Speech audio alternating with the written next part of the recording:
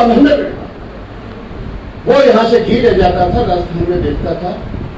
तो एक दिन वो रास्ते में रुक गया, घी बेच के आया, उसके दोस्त के पास रुक गया।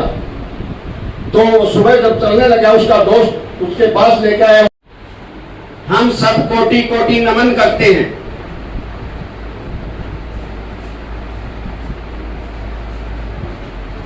और जो संदीप सिंह जी इनके पद चिन्हों पर चल रहे हैं, इनको भी पूरी समाज की तरफ से हम प्रणाम करते हैं।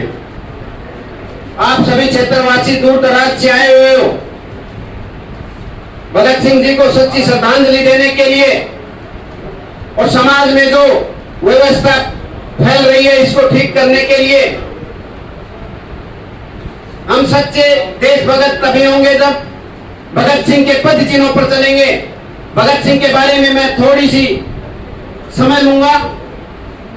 भगत सिंह जी का जन्म 28 सितंबर 1907 को एक किसान परिवार में हुआ। ये क्रांतिकारी कैसे बने? इनका पूरा खानदान क्रांतिकारी था। इनके पिताजी किशन सिंह क्रांतिकारी थे, इनके चाचा स्वर्ण सिंह भी क्रांतिकारी थे, चाचा अजीत सिंह क्रांतिकारी थे। चाचा अजीत सिंह को 38 साल तक देश निकाला दे दिया अंग्रेजों ने, जो 40 भाषाओं को बोलना जानते थे, 6 भाषाओं को लिखना जानते थे। भगत सिंह का नाम भगत सिंह क्यों पड़ा? क्योंकि जिस दिन भगत सिंह का जन्म हुआ, इसके पिताजी किशन सिंह, चाचा स्वर्ण सिंह और चाचा अजीत सिंह को रिहा कर दिया गया। अजीत सिंह मानले की जेल में था। इसको सजा एक दिन पहले दे दी, और सजा देने के बाद, मौत की सजा देने के बाद, पिछले दरवाजे से तोड़कर अंग्रेजों ने रावी नदी के किनारे ले जाकर इनकी लाशों को टुकड़े टुकड़े करके रावी नदी के किनारे मिट्टी का तेल छिड़क कर आग लगा दी। क्योंकि अंग्रेज सरकार चाहती थी कि एक ऐसा क्रांतिकारी युवा नेता है, अगर ऑन द स्पॉट पता चल गया देशवासियों को तो पूरे देश में उपद्रव पैदा हो जाएगा। एक दिन पहले उसको फांसी की सजा दे दी। और जब देशवासियों को पता चला तो किसी भी घर में उस दिन पंजाब के चूल्हा नहीं जला, देश के भी किसी भी घर में चूल्हा नहीं जला। लोगों ने इसके अपने खून से हस्ताक्षर करके उस समय अंग्रेजों को भी लिखा कि इसकी फांसी को टाल दिया जाए। उस समय वहां की लिबरल पार्टी को भी बताया गया कि इसको फांसी नहीं दी जाए, उन्होंने उनको बताया। ऐसे क्रांतिकारी हुए हैं अजीत, ये हमारे भगत सिंह जी। ऐसे महान क्रांतिकारी को पूरा देश आज कोटि कोटि नमन करता है। वो सोचते थे कि हमें स्वतंत्रता मिलने वाली है, परंतु स्वतंत्रता मिलने के बाद हमारे देश की स्थिति क्या होगी, किसान को, मजदूर को किस तरीके की व्यवस्था मिलेगी। आज उन्हीं के पद चिन्हों पर चलकर संदीप सिंह जी हमारे मसीहा हैं, हमारे लिए, इलाके के लिए लड़ाई लड़ रहे हैं। जो हमारे भगत सिंह जी सोचते थे उसी तरीके की बातें आज संदीप सिंह जी सोच रहे हैं। तो हमारा भी प्रण दायित्व बनता है, कर्तव्य बनता है कि ऐसे नेक इंसान का दिल से साथ दे, ताकि आने वाले हमारे बच्चों का भविष्य सुरक्षित हो सके। और आने वाला समय आपका होगा। अब आपको पता चल गया, जो 8 से 10 हजार की बात कर रहे थे वो गुमराह कर रहे थे लोगों को, परंतु अब पूरा समाज एकत्रित होकर संदीप सिंह जी के पक्ष में खड़ा है। आने वाला समय मेंढड़ का होगा और मेंढड़ की जीत होगी। संदीप सिंह जी यहाँ से मंत्री और विधायक बनकर जाएंगे, मेंढड़ के इलाके के लिए काम करेंगे। बहुत बहुत धन्यवाद जी। मातृशक्ति नौजवान साथियों, जितने भी मेरे से पूर्व वक्ता हुए हैं उन सभी का मैं बहुत बहुत धन्यवाद करना चाहूँगा। सबसे पहले मैं शहीद भगत सिंह जी के चरणों में अपना नमस्कार करूँगा।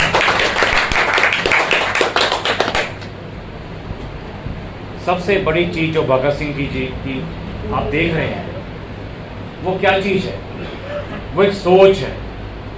हमेशा भगत सिंह जी एक ही बात कहते थे कि आप किसी व्यक्ति को तो खत्म कर सकते हो, लेकिन सोच को खत्म नहीं कर सकते। बहुत अच्छा। तो आप एक इंस्टीट्यूशन बन जाइए, आप एक इतनी बड़ी चीज बन जाइए कि कोई अगर छोटा सा भी आपके बारे में सोचे तो उसको 1000 बार सोचना पड़े। इतना पुराना हमारा यहाँ से लिंक है महेंद्रगढ़ से। मैं बार बार बताता हूँ आपको, 1970 में जब ताऊ जी यहाँ पे डीसी रहे, श्री रामनारायण जी, इतने पंचायती फैसले करवाते थे वो, आज भी उस चीज की चर्चा होती है। जितने भी बहादुर साहब जैसे, विजय सिंह जैसे जो बुजुर्ग आदमी हैं, जो लगभग 60 के आसपास हैं, उन सबको मालूम है उनकी फैसलों। उसके बाद मेरे पिताजी यहाँ पे शिक्षा मंत्री रहे हरियाणा से, और विशेषकर महेंद्रगढ़ का बड़ा ध्यान रखा गया, क्योंकि ग्रीवेंसेस कमेटी के चेयरमैन उसे मेरे पिताजी होते थे यहाँ महेंद्रगढ़ से, और इतना ज्यादा लोगों की समस्याओं का समाधान करवाया गया, वो सबको मालूम है। जब जाहिर है पहली बार जो शिक्षा नीति का सुधार किया वो उनके कार्यकाल से किया गया। उसके बाद 2002 16 जनवरी को मुझे अपने महेंद्रगढ़ की सेवा का मौका मिला, और जब से लेके लगातार बड़ा अचंभा होता था जब मैं शुरू में लोगों को बोलता था अपने ऑफिस में, महेंद्रगढ़ ऑफिस में, एसडीएम ऑफिस में, ये बैठिए, बैठते नहीं थे, आदत नहीं थी बैठने की। इतना खौफ था उस टाइम अफसरों का। 2002 की बात बता रहा हूं मैं, कैसा काम कर दो, बैठने की बात है। मैं कहने बैठिए आप। जब उनके लिए पानी आता सोचते पानी पता नहीं किसके लिए आ गया। जब चाय बिस्कुट आती तो बड़ा अचंभा आता था उनको। वही 1 से 2, 2 से 10, और एक समय ऐसा आ गया था जितने हम सब यहाँ पे आज इकट्ठे हुए हैं, ये डेली ऐसे ऑफिस में भीड़ होती थी, डेली। उसमें मैं अफसरों को लेके हर गांव में, हर वार्ड में जब जाता था, तो एक समय ऐसा आ गया था कि लोगों ने कहा सर काम सारे खत्म हो गए, कोई काम पेंडिंग नहीं है, कोई ट्रांसफार्मर खराब नहीं है, कोई बोरिंग खराब नहीं है, कोई नलका खराब नहीं है, कुछ भी खराब नहीं है। आप देखिए, अगर एक एसडीएम इतना कुछ कर सकता है, मैं बार बार कहता हूं, तो एक मंत्री, एक सीएम क्या कुछ नहीं कर सकता। तो हमारी जनता को सोच बड़ी रखनी होगी। एक सपना था महेंद्रगढ़ जनता का, सीएम सिटी बनेगा, सीएम सिटी बनेगा। वो सपना इस बारी आप पूरा करो। जब ऐसे ऐसे सीएम हरियाणा को चला सकते हैं, तो एक पढ़ा लिखा, ईमानदार और सच्चा व्यक्ति क्या नहीं कर सकता। डेमोक्रेसी में, प्रजातंत्र में सबसे बड़ी पावर क्या होती है आपकी? वोट।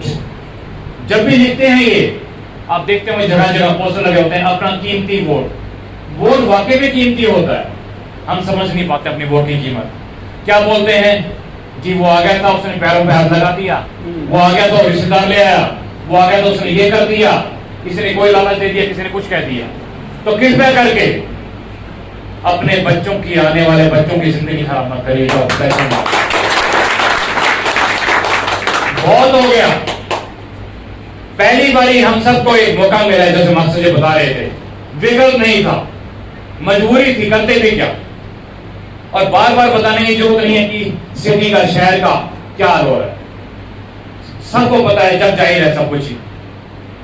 अब देखना आपको है, क्योंकि रोड सब जल्दी बन जाएंगी। मैं सबको पहले बता रहा था, इलेक्शन से पहले पहले उन्हें सब काम कर देने, छोटे मोटे स्टेप के जो होते हैं, ताकि आपके सामने सब बोलेंगे मुद्दा तो है ही नहीं, कोई रोड तो बनी नहीं है। लेकिन कृपया करके कोई भी बात भूलिएगा नहीं। इलेक्शन में आएंगे, प्रलोभन देंगे, लालच देंगे। पैसों का लालच ही लालच नहीं होता, रिश्तेदारी का लालच भी लालच हो जाता है, जानकारी लालच भी लालच हो जाता है। वो सब हमें छोड़नी पड़ेगी। सबसे बड़ी रिश्तेदारी किसकी? आपकी, अपने बच्चों के साथ। क्या आप अपने बच्चों के साथ खिलवाड़ करेंगे? संदीप सिंह गारंटी देता है, जिस दिन आप लोग संदीप सिंह को यहां से मंत्री बना के भेजोगे, मैं लिख के देता हूं आपको एक कागज के ऊपर, हर परिवार से एक नौकरी जरूर मिलेगी, हर परिवार।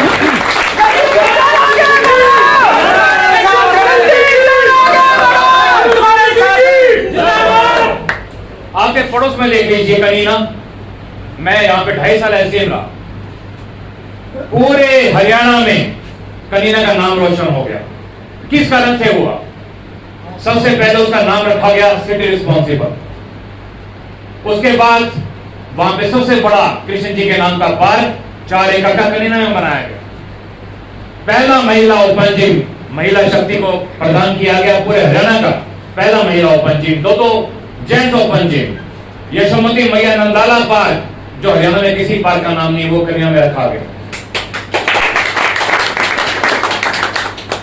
चंदा मामा पार्क बनाया गया, जगह जगह कूड़ा उठाने की गाड़ियां लगाई गई, डस्टबिन लगाई गई, ट्री गार्ड्स लगाए गए, सारी रोड पर पक्का करवा दिया गया। एक छोटा सा जो गांव होता था उसको शहर में तब्दील कर दिया गया। और उससे भी बड़ी बात, बाबा साहेब भीमराव अंबेडकर जी का वहां पे जो चौक था उसका पुनः निर्माण करके हरियाणा का सबसे सुंदर चौक बना दिया गया। इसलिए बताते हैं कि जिस दिन आप पढ़ा लिखा, देखो डिग्री हर व्यक्ति कर लेता है, असली में पढ़ा लिखा व्यक्ति वही होता है जो जनता का भला करना चाहता है।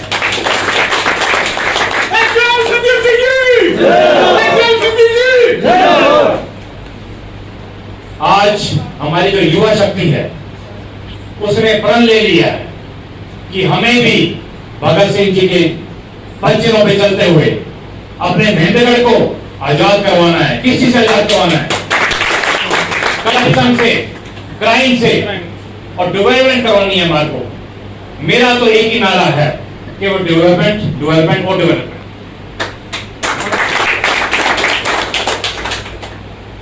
आप देखिए जहां जहां अफसर लाइन का व्यक्ति पॉलिटिक्स में आया है और जहां जहां अफसर लाइन के व्यक्ति को पावर मिली है, कितना बदलाव हुआ।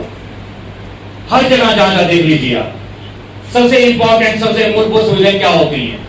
आपकी एजुकेशन की, आपकी हेल्थ की, और ये जो जनरल रोड्स हैं, ये सीवर्स हैं, इन चीजों की अगर यही सुविधाएं हमारे को नहीं मिल रही आजादी के इतने साल बाद भी, तो क्या हम भगत सिंह के सच्चे आने वाली पीढ़ी है क्या? आप बता दीजिए।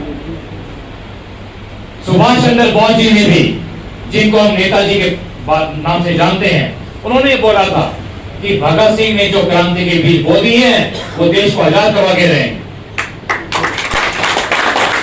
उस टाइम शहीद भगत सिंह जी की इतनी ज्यादा फोटोज बिकी थी 1931 के बाद, आप सोच नहीं सकते, पूरे वर्ल्ड में ये हो गया था कि इतनी फोटोज आज तक किसी भी ऐसे क्रांतिकारी की नहीं बिकी थी।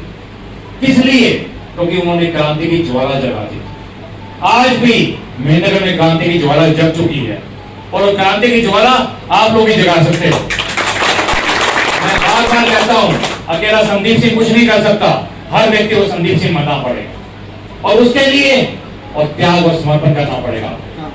मैंने अपने 20 साल पूरे महेंद्रगढ़ को दिए हैं। मैं आपसे सिर्फ 1.5 साल मांग रहा हूं, तो दे सकते हो मुझे? केवल 1.5 साल चाहिए, तो सिर्फ 1.5 साल, उसके बाद चुनाव होना है 100%, जो चुनाव पहले होना है समय से। 2 साल हो गए, 3.5 साल के बाद चुनाव होगा टोटल मिला के। तो तैयारी रखिए चुनाव की, पूरा जोर लगा दीजिए जितना हो सकता है। जैसे अभी हमारे पूर्व वक्ता ने बोला है कि कितने जोड़ने आपने 1+1 ही तो करना है, और एक जमा में एक कितना बन जाएगा? 1 लाख। इस बार आपका टारगेट होना चाहिए 1 लाख वोट का सीधा, और जिस दिन 1 लाख वोट का टारगेट हो गया, आपको सीएम बनने से कोई